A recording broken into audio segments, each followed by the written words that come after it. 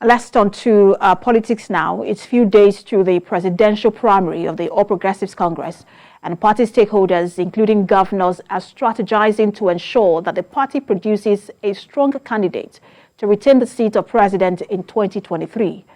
President Buhari earlier appealed to the governors to allow him choose his successor, but the governors have since been meeting to weigh the options of the party in the exercise scheduled for the 6th to 8th of June. Ahead of the primary, some of the presidential aspirants have engaged delegates in several states to boost their chances of winning the party's ticket.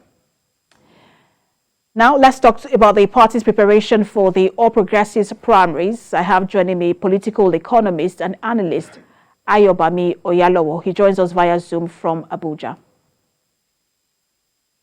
Good to have you join us, Ayobami. Thank you for having me. Let me get your thoughts on this. I mean, you saw how the PDP primaries went. They had lesser number of delegates.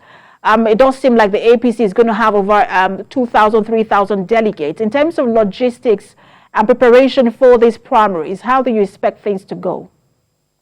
The PDP had 1 delegate per local government, while the APC went for 3 delegates per local government. The logistics is still fair enough compared to what it would have been if we had the statutory delegate, which would have made it about 738,000 number of delegates. So it's not unworthy. It's not something that cannot be controlled. So I think they will get the logistic right, and Abuja has enough hotels to accommodate just about 3,000 people. So I think they should be able to handle that without so much rancor and problems.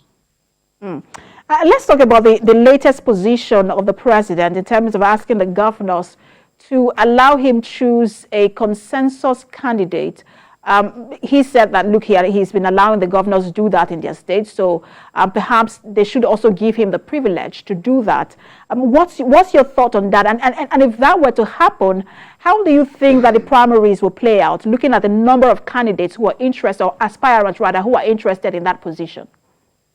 Well, I was actually trying to get the message here. His spokesperson, Mr. Femi Adesina, debunked that use of language. He told everyone who listened that the president never used the word consensus and never said he wants to impose anybody.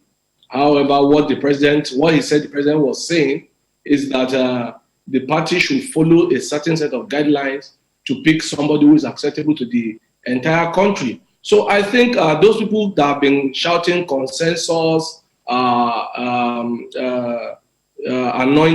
and all those things are the ones who have deliberately picked out some words out of the message of the president, and they have decided to give it a life of its own.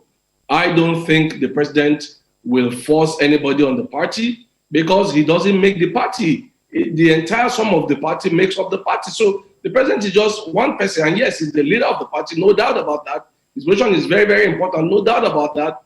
But he cannot single-handedly impose one man on the entire party and then, by extension, the country. So I think people need to take a breather. People need to calm down and see how things play out. I foresee a situation where there will be a contest, because from what is happening now, the aspirants, as it were, are still engaging. Yesterday, we saw the leading aspirant, Bola Ahmed Tinubu Asiwaju.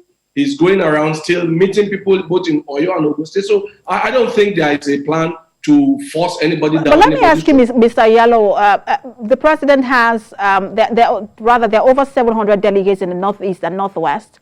The president has popularity in that area, especially in the North, where you look at the number of votes he has been able to garner in that region in the 2015 and 2019 election.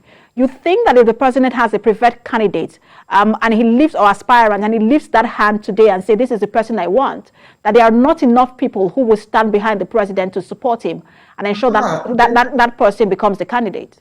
I think we should let that happen instead of this second-guessing President Buhari.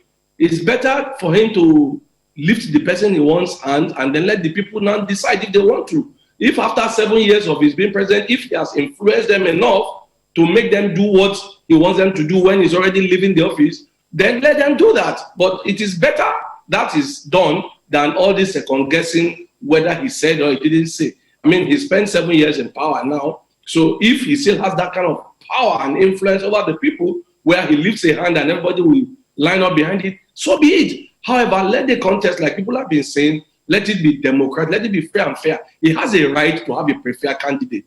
However, all the aspirants also have a right to contest if they wish to. Therefore, and then following the Electoral Act that has become a law, you cannot force consensus if every aspirant does not right to withdraw their candidature and accept consensus. So I don't think all these postulations are something that is that cannot be handled, and I don't think it is be one and for all. So clearly, if the president have a preferred candidate, then let him lift his hand, and then let us see if everyone will line up behind that candidate.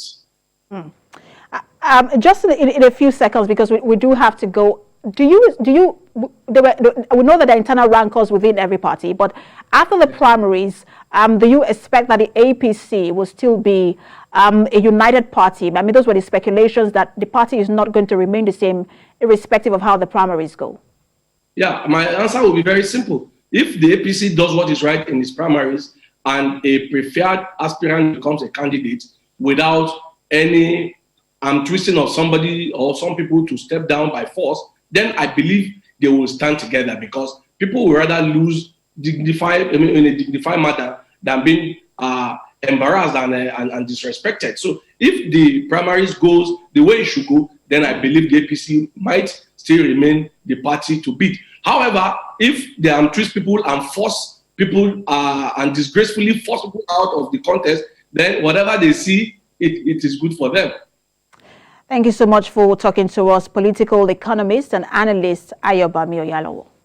Thank you for having me.